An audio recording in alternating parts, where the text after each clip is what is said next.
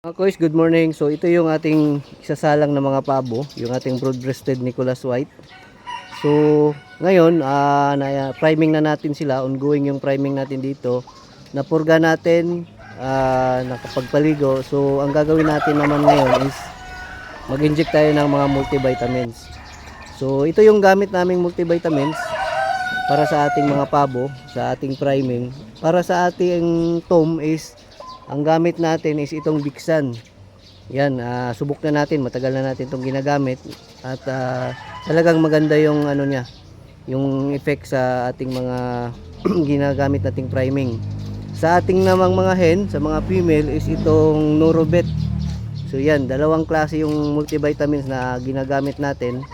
So yun lang po yung gamit namin pag mga B-complex na injectable is para sa tom natin is Bixan, sa mga female naman is itong Norobet.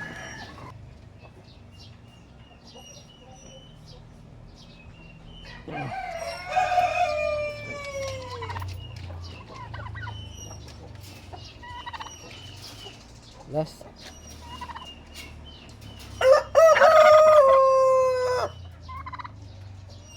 Ito yung silang isa lang.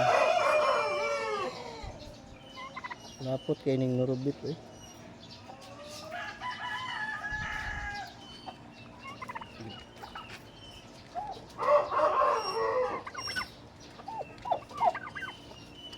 Gimay lang.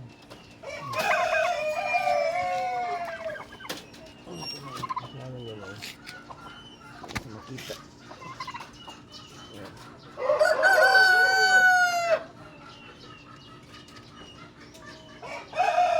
Oh. Right. Okay.